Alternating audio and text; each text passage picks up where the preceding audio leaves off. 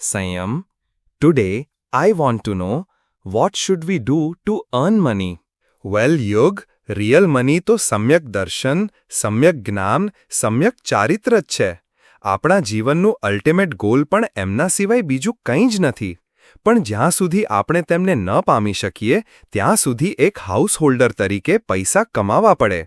ભગવાને એના માટે પણ ખાસ સિસ્ટમ બતાવી છે. શું વાત કરે છે સંયમ? શું ભગવાને અર્નિંગ સિસ્ટમ પણ બતાવી છે? યા યોગ, એ સિસ્ટમ બતાવવા પાછળ ભગવાનનો પર્પઝ એ જ છે કે આપણે વધારે પડતું પાપ ન કરીએ, રોંગ સિસ્ટમથી ઇકોનોમિકલ પ્રોબ્લેમમાં ફસાઈ ન જઈએ અને શોર્ટ ટાઈમમાં અર્નિંગ કરીને ફરીથી ધર્મ કર્તવ્યનું પાલન કરી શકીએ.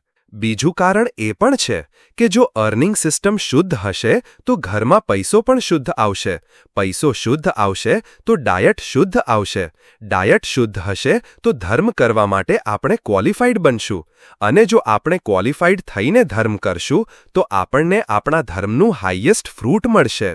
વાવ Sanyam, please tell me that system. Listen carefully. અર્નિંગના 7 રસ્તા છે. 1. બિઝનેસ, જે બિઝનેસમેન કરતા હોય છે. 2. નોલેજ, જે ડોક્ટર વગેરે પાસે હોય છે. 3. એગ્રીકલ્ચર, જે ખેડૂત કરતા હોય છે. 4. પશુપાલન, જે ગોવાળ વગેરે કરતા હોય છે. 5. શિલ્પ, જે પેઇન્ટર, સુથાર, લુહાર, કુંભાર વગેરે કરતા હોય છે. 6. નોકરી, જે જુદી જુદી જોબ કરનારા કરે છે. 7. ભિક્ષા, જે ભિક્ષુકો માંગે છે. વાવ સંયમ, તું તો મોબાઈલ ઇન્ફોર્મેશન સેન્ટર જેવો છે. તો આ 7માંથી કઈ રીતે અર્નિંગ કરાય? આ 7માં જે પહેલો ઓપ્શન છે તે કરવામાં એટલું ધ્યાન રાખવું જોઈએ કે તેમાં બિઝનેસની વસ્તુ મહાહિંસાથી મળતી હોય કે તેની પ્રોસેસમાં મહાહિંસા હોય એવું ન હોવું જોઈએ. એના માટે આપણે ટોપ ટુ બોટમ એ બિઝનેસને ચેક કરવો જોઈએ કે એમાં કોઈ પંચેન્દ્રિય જીવની હિંસા, પ્રાણીજ બનાવટ, એનિમલ પ્રોડક્ટ તો નથી ને?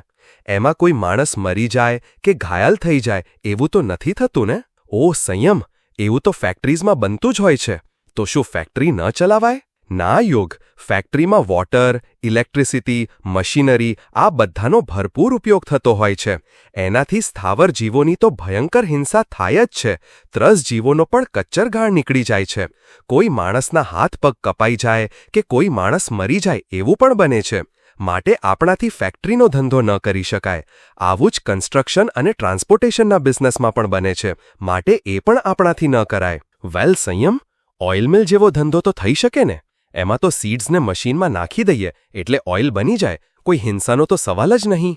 ના યોગ, જેણે પણ જીવદયા પાડવી છે એણે ખાવા પીવાની કોઈ પણ વસ્તુના બિઝનેસથી દૂર જ રહેવું જોઈએ.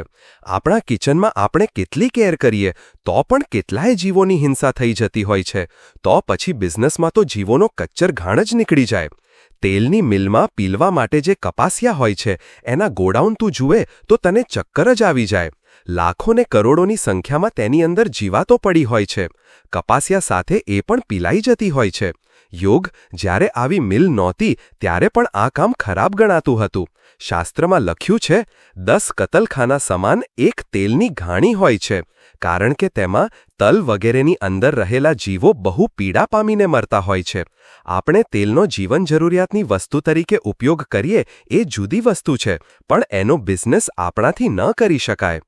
This is just an example.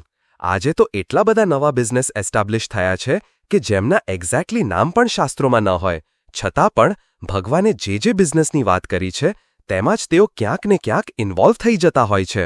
વેલ સંયમ, હવે મને કહે કે નોલેજથી જે અર્નિંગ કરાય, ફોર એક્ઝામ્પલ ડોક્ટર બનીને, વકીલ બનીને, એ ચાલે કે નહીં? યોગ, ભગવાને એમ કહ્યું છે કે જેનો જે ધંધો હોય એમાં જે રીતે કમાણી થાય એને એ ઈચ્છે એવું જ બનવા જોગ છે. એઝ રિઝલ્ટ ડોક્ટર લોકો બીમાર પડે તો સારું એમ ઈચ્છે, વકીલ કેસ લંબાય તો સારું એમ ઈચ્છે. તો આવા ડિઝાયર્સ મનની ગંદકી બની જાય છે. એનાથી સતત પાપ બંધાયા કરે છે. માટે નોલેજથી અર્નિંગ કરવાનો જે વિકલ્પ પ્યોર હોય તે ચાલી શકે, જેમ કે અકાઉન્ટ કરવું વગેરે. પણ એમાં પણ કોઈ હિંસક ધંધાનું અકાઉન્ટ કરીએ તો આપણે પણ એ પાપના ભાગીદાર થઈએ. માટે એવું અકાઉન્ટ પણ ન કરવું જોઈએ. સંયમ, શું ડોક્ટર થવું એ પાપ જ છે? ના યુગ, જે લોકોનું હૃદયથી ભલું ઈચ્છે, ગરીબોના પૈસા ન લે અથવા ઓછા લે અને સાધુ સાધ્વીજીની ખૂબ સેવા કરે એ ડૉક્ટર બનીને પણ પુણ્ય કમાઈ શકે છે અને પાપથી બચી શકે છે. આદિનાથ ભગવાનના જીવે જીવાનંદ વૈદ્ય તરીકેના ભવમાં વૈયા વચ્ચેથી ટોપ ક્લાસનું પુણ્ય મેળવ્યું હતું. પણ યુગ એ પ્રોફેશન લીધા પછી આવી સારી ભાવનાઓ ટકાવી રાખવી મુશ્કેલ છે. એના સ્ટડીમાં કેટલી તો હિંસા કરવી પડે છે. ડૉક્ટર બન્યા પછી ભયંકર હિંસક દવાઓ લખી દેવી પડે છે ને પ્રેઝન્ટ ટાઈમમાં બંધ કેબિનમાં લેડીઝ પેશન્ટને ચેક કરવાની જે સિસ્ટમ ચાલી છે તે ખરેખર ખૂબ હોરિબલ છે. ડૉક્ટર અને પેશન્ટ બંનેના કેરેક્ટર પર આ લટકતી તલવાર બની જાય છે. કેરેક્ટરનું રિસ્ક હોય એવું પ્રોફેશન તો સ્યુસાઇડ કરતાં પણ વધારે ડેન્જરસ કહેવાય. એનાથી આપણા આત્માનું અહિત તો થાય જ છે, પરલોક તો બગડે જ છે, ફેમિલી લાઈફ પણ સાવ જ ડિસ્ટર્બ થઈ જાય છે. મને ઘણીવાર વિચાર આવે છે કે લેડી ડૉક્ટર હોવા છતાં લોકો શા માટે આવું પાગલપણું કરતા હશે. ખેર, leave this talk, let's go on. ખેતી અને પશુપાલન આ બે વિકલ્પો વિવેકી માટે ઉચિત નથી. છતાં પણ જો ન છૂટકે આમાંથી કંઈ કરવું પડે તો તેમાં દયાભાવ ખાસ રાખવો જોઈએ. નેક્સ્ટ છે શિલ્પ. તેમાં જુદા જુદા ટાઈપ્સના કાર્યો આવે છે. તે બધા કાર્યોમાંથી કયું કાર્ય કરવું ને કયું નહીં તે વિશે નીતિશાસ્ત્રોમાં કહ્યું છે કે ઉત્તમ લોકો બુદ્ધિથી કામ કરે છે, મધ્યમ જીવો હાથથી કામ કરે છે જેમ કે વેપાર વગેરે, અધમ જીવો પગથી કામ કરે છે જેમ કે દૂત વગેરે, અને અધમાધમ જીવો માથાથી કામ કરે છે જેમ કે ભારવાહક વગેરે. આમાં ઓછી મહેનતે વધુ કામ કરવાની દ્રષ્ટિએ તેમને ઉત્તમ વગેરે લેવલના કહ્યા છે.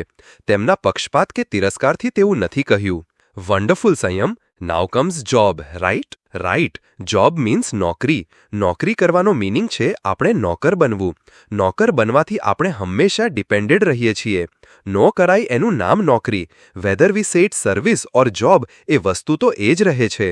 નીતિશાસ્ત્રો એમ કહે છે કે જે રીચ હોય એ બિઝનેસ કરે, જેની પાસે થોડી જ સંપત્તિ હોય તે ખેતી કરે, અને જેની પાસે કશું જ ન હોય, જે બીજું કાંઈ જ કરી શકે તેમ ન હોય, તે નોકરી કરે. યુગ, કદાચ બીજો કોઈ જ ઓપ્શન ન હોય તો પણ જેલર, પોલીસ, હવલદાર વગેરેની નોકરી તો ન જ કરવી જોઈએ, કારણ કે એવી નોકરી કરવાથી આપણા હૃદયમાં દયાભાવ રહેતો નથી. એવી નોકરી નિષ્ઠુર બનીને જ કરી શકાય છે. આપણે જે પણ નોકરી કરીએ તેમાં કોઈ મોટા પાપ તો નથી થતા ને, એ વસ્તુ આપણે જોવી જોઈએ. તો શું મલ્ટીનેશનલ કંપનીની એટ્રેક્ટિવ જોબ કરવી સારી નહીં? ના યુગ, બિલકુલ સારી નહીં. એમની તો થિયરી છે, એક માણસ, ડબલ સેલરી, ટ્રિપલ વર્ક. માણસને બરાબર નીચોવવો એ એમની સિસ્ટમ હોય છે. જાતને વેચી દેવી હોય, જુવાની ટૂંકાવી દેવી હોય, રોગોને ઇન્વિટેશન આપવું હોય, ઘડપણ વહેલું લાવવું હોય, લાઈફને બરબાદ કરી દેવી હોય, છતે ઘરે બેઘર થવું હોય, તો જ એવી જોબ કરવી જોઈએ. ઓહ સંયમ, આજે તો બધા એવી જોબ કરવા માટે જ હાઈ ડિગ્રી લે છે. પહેલા એ ડિગ્રી લેવા માટે કાળી મજૂરી ને પછી એ જોબ માટે કાળી મજૂરી. બાપ રે, કેટલું સ્ટુપિડ ને હોરિબલ છે આ પિક્ચર. નાઉ યુ અન્ડરસ્ટુડ યોગ. નોકર થવા માટેની આ બધી રેસ છે. દુઃખી થઈને લોકો જે પડાપડી કરી રહ્યા છે એ પડાપડી એકચ્યુઅલી દુઃખી થવા માટેની જ હોય છે. એક નાનો રૂમાલ વેચવાવાળો માણસ પણ મન ફાવે ત્યારે દુકાન સમેટીને જતો રહે છે, મન ફાવે ત્યારે રજા પણ પાડે છે. શું આકર્ષક પેકેજની વેલ્યુ આ આઝાદી કરતાં વધારે હોય છે? શું એ માણસ ભૂખે મરતો હોય છે? તો પણ યુગ, જો નોકરી કરવી જ પડે તો જે સુશ્રાવક હોય એને ત્યાં નોકરી કરવી જોઈએ, જેથી શેઠનું આલંબન પણ મળે અને આપણું ધર્મ પણ સચવાય. સંયમ. છેલ્લો ઓપ્શન છે ભિક્ષા. એ તો સંસાર ત્યાગી સંયમી મહાત્માઓ માટે જ ઉચિત છે. એમના સિવાય કોઈ પણ ભિક્ષા માંગે તો એનાથી એમની લઘુતા થાય છે. I mean, they lose their importance. માણસ આપો બોલે એની સાથે એનું રૂપ, એના ગુણો, એની ખાનદાની, એનું સ્વામાન આ બધા પર પાણી ફરી વળે છે. યુગ, ગમે તેવી ડિફિકલ્ટી આવે તો પણ આપણે આપણી ઇન્ટેલિજન્સી અને એફર્ટથી એની સામે ફાઇટ આપવી જોઈએ, પણ કોઈની પાસે હાથ ન લંબાવવો જોઈએ. લક્ષ્મી વેપારમાં વસે છે, ખેતીમાં કંઈક લક્ષ્મી છે.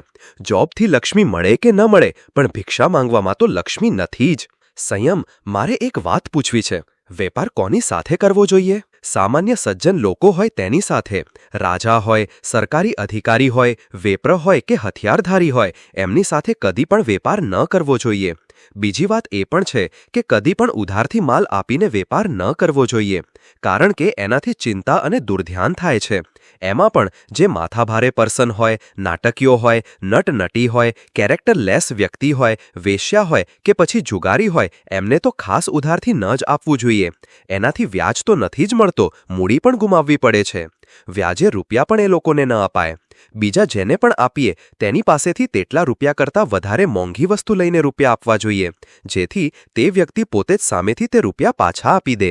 યુગ, લોભી માણસ પૈસાની પાછળ પાગલ બનીને ઉધારીના, શેરબજારના, સટ્ટાના રવાડે ચડે છે, જેનાથી એના સુખ શાંતિ તો જાય જ છે, પૈસા પણ જાય છે. ભગવાને કહ્યું છે કે સુખનું મૂળ સંતોષ છે અને ધનનું મૂળ પ્રામાણિકતા અને સંયમ છે. નીતિશાસ્ત્રો કહે છે કે તમને ફાટેલા ન હોય એવા સાદા સફેદ કપડાં પહેરવા મળી જાય, લુખું ન હોય એવું ભોજન મળી જાય અને કોઈના નોકર બનવાની તમને જરૂર ન હોય તો તમે વધુ કોઈ જ ઈચ્છા નહીં કરતા, નહીં તો તમારો ડાઉનફોલ થશે. યુગ, અર્નિંગની બાબતમાં હજી પણ ઘણી બધી વાતો સમજવા જેવી છે. આઈ સજેસ્ટ યુ આ બુક, વ્યવહાર શુદ્ધિ પ્રકાશ. ગુરુ ભગવંત પાસે તું આ ગ્રંથને સમજીશ તો તને અર્નિંગના ઘણા બધા સિક્રેટ્સ જાણવા મળશે. થેન્ક્સ સંયમ, તે આજે મને ઘણું ડીપ નોલેજ આપ્યું. યુ આર વેલકમ યુગ.